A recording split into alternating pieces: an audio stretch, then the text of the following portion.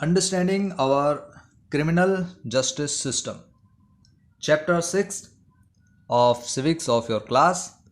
So, today we'll start part 1 of this chapter. Understanding our criminal justice system means if any crimes takes place and done by anybody, then what is the process for justice? So that is criminal justice system. In this chapter we'll study about that.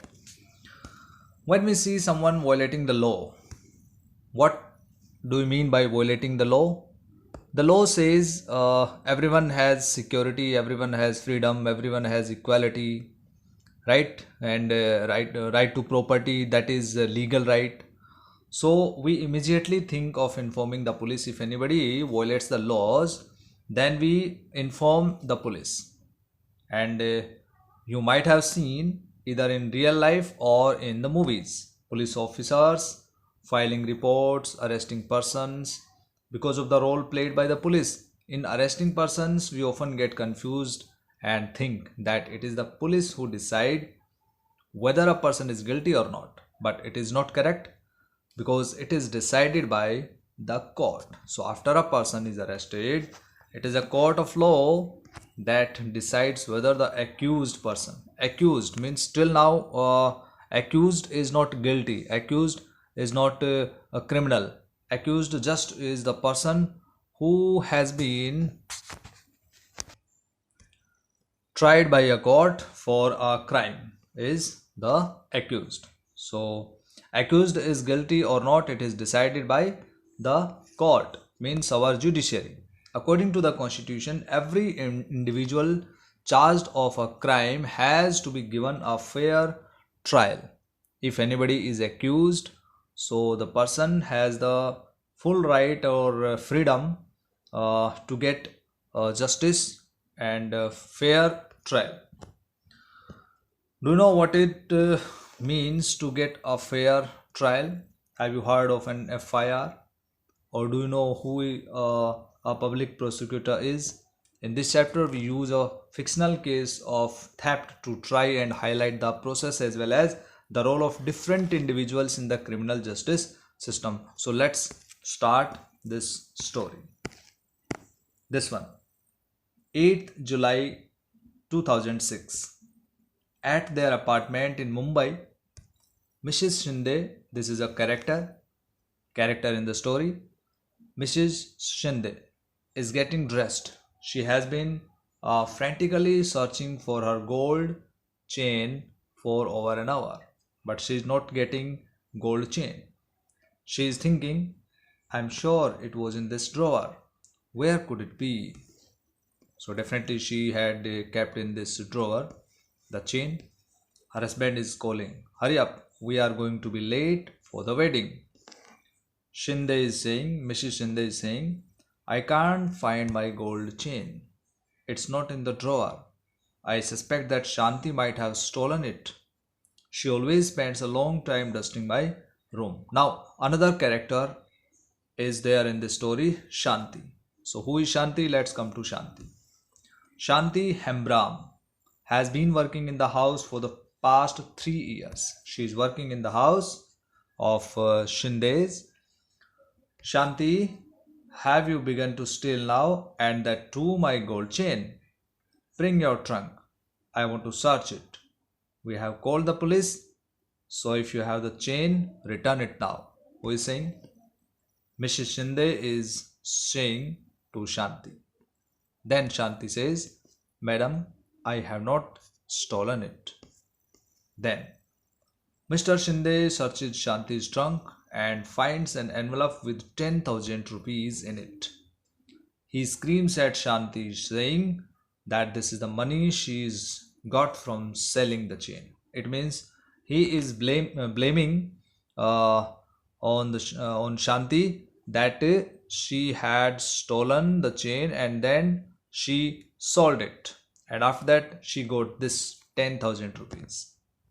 Then Shanti is saying, Saab, my brother and I have been saving this money over the last 1 year. We want to buy a bull when we go to our village, madam, I am innocent.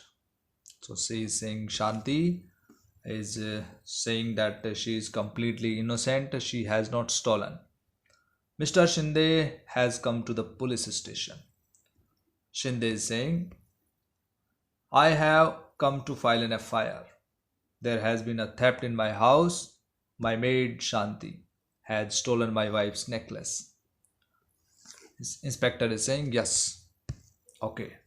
Sub Inspector S.I. Rao records Mr. Shinde's FIR about uh, stealing or theft of Mrs. Shinde's necklace, gold chain. Mr. Shinde returns with Sub Inspector Rao, and the inspector is saying, I will now write the statements that Mr. and Mrs. Shinde make about this theft. Let me seal the envelope that has the money and take it with me as evidence. So, what is evidence? Evidence is something that can be used to prove the crime done by any person. So, that is evidence. I am arresting Shanti and taking her to the police station. But Shanti is saying, please don't let him take me. I have not stolen the chain. This is my hard earned money. After that, she has been arrested. On 19 July 2006, Sushil, who is Sushil? Another character. Sushil is Shanti's brother, arrives and pleads with S.I. Rao to release Shanti. She has been arrested for the theft of a gold chain. You can go to the court and get a bail order. Inspector is saying. Then Sushil replied, but where will I get the money to hire a lawyer? And who will stand as surety for her? You have taken all of our savings and sealed it. Then Inspector orders other policemen to keep him in the jail. S.I. Rao forcibly keeps Sushil in the police station for 2 days. Sushil is abused and beaten by S.I. Rao and another police constables. They try and make him confess that he and his sister Shanti had a gang of domestic servants that have stolen jewelry from other homes. There have been other complaints of thefts of jewelry from Shinde's neighborhood, as Sushil keeps repeating that he is an innocent factory worker. The police let him go after 2 days. 23rd August 2006. Although the court granted bail to Shanti after a month, but she was unable to get anyone to stand surety for her for 20,000 rupees. She therefore continued to be in jail. She is very traumatized. She is worried about what will happen during the trial because she has no money. She has no money to hire a lawyer. Then she is thinking, what will happen to me? I have not done anything wrong and yet I am behind bars just because madam suspects me. And the money that we have been saving, will I ever get it back? She is thinking and worrying about the money and about herself. 14 September 2006, the police files a charge sheet. What is a charge sheet?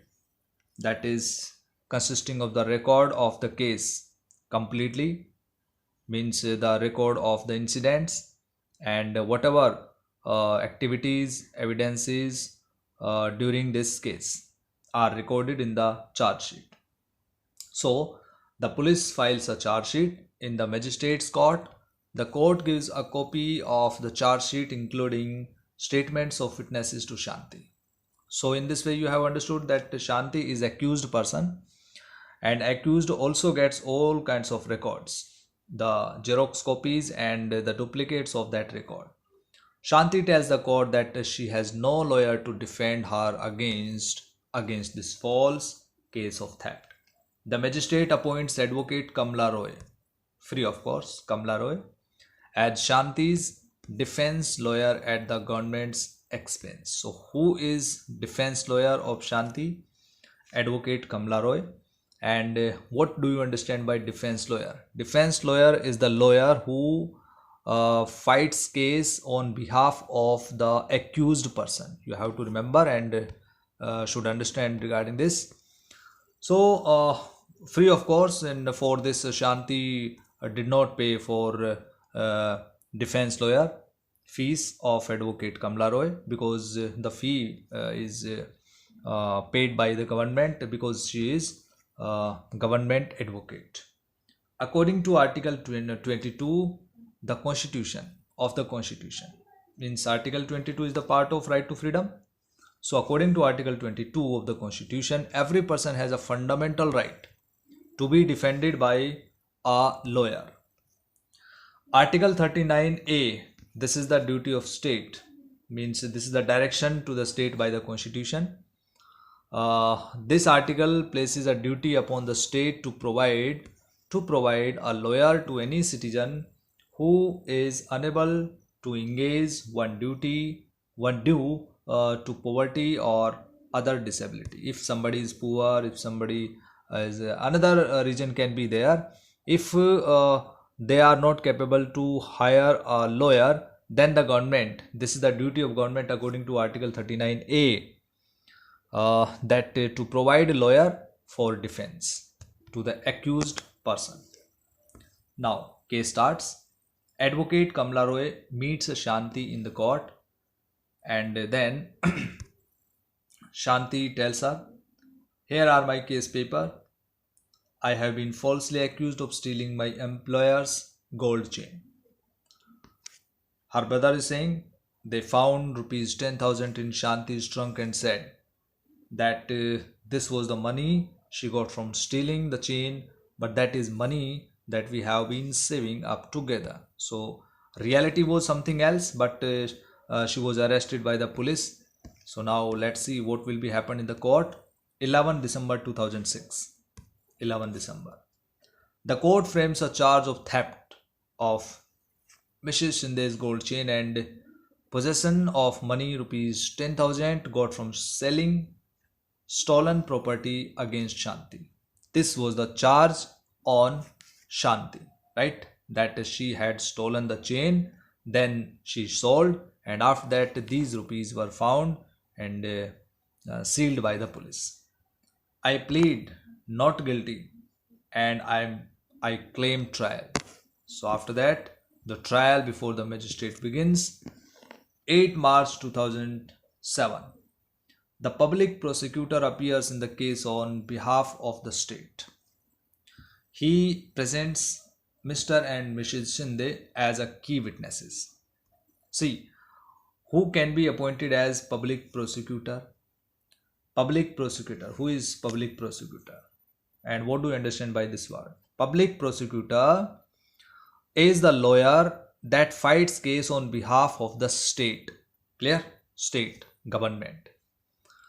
And government or state means that somebody is victim. So on behalf of victim.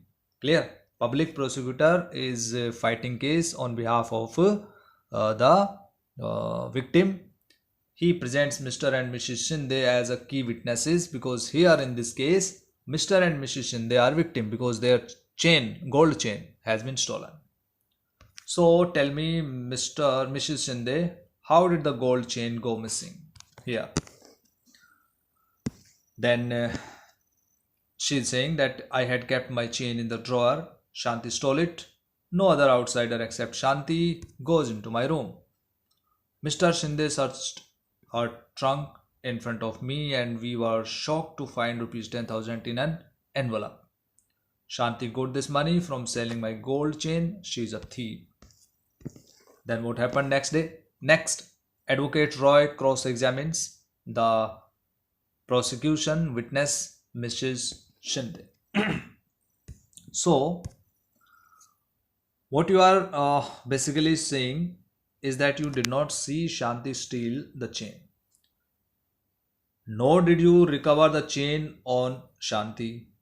Also in the 3 years that she has worked for you, nothing has been stolen from the house. You are also regularly paying her rupees 1,000 as salary each month.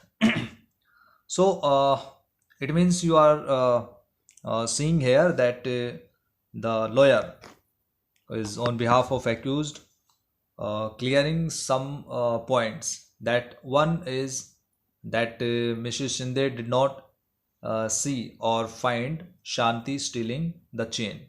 Another thing that Shanti did not steal anything in the past 3 years. And one more thing, that regularly she's being paid 1000 rupees as salary. So it means she could collect this money, she could save this money 10,000 rupees because she is earning regularly. And another thing, that she had not stolen anything before that. So this was the case. After that, what happened on 20 April 2007, Advocate Roy examined Sushil and his employer as defense witnesses. Through their testimonies, she is able to show that the 10,000 rupees found in Shanti's trunk could well be the earnings of Sushil and Shanti. So the lawyer can prove this. 14th May 2007. As the trial is nearing completion, Sushil learns that Inspector Sharma has busted a gang of young men who have been stealing jewelry from the Shinde's neighborhood. Some of Mrs. Shinde's son's friends are part of this gang. Mrs. Shinde's chain has been found on them. Sushil tells Advocate Roy about this. Advocate Roy now calls Inspector Sharma as a defense witness. Inspector Sharma, can you show and tell us what you have found? Then Sharma is saying, here is the chain that has been identified by Mrs. Shinde as hers. We busted a gang of boys who had stolen the chain. These boys have admitted that they stole the chain. So what happened after that? The judge hears on 15 July 2007. The judge hears the testimony of all the witnesses. After the testimony of Inspector Sharma, Advocate Roy argues before the judge that it has now been established that Shanti is innocent and should be acquitted. Shanti, you are hereby acquitted of the charge of theft. Judge is saying, the police will hand over to you the 10,000 rupees that they had sealed. In my written judgment, I have made it a point to highlight S.I. Rao's role in conducting such a shady investigation that made you spend time in jail. So in this way, dear students, here the justice is there for Shanti for further recoveries. From the above incident, we have observed that 4 key players are there in this criminal justice system. Police, public prosecutor who fights case on behalf of victim, defense lawyer who fights case on behalf of the accused, and judge who gives the verdicts. Here is the cases in the court. So you have seen the roles each of them played in the above case. Now let us try and understand their roles more generally, that what are the roles of police, what are the roles of public prosecutor, defense lawyer, judge separately. After reading this story, we can understand the roles of these all the 4 key players. But now let's start the discussion about the role of these 4 in detail.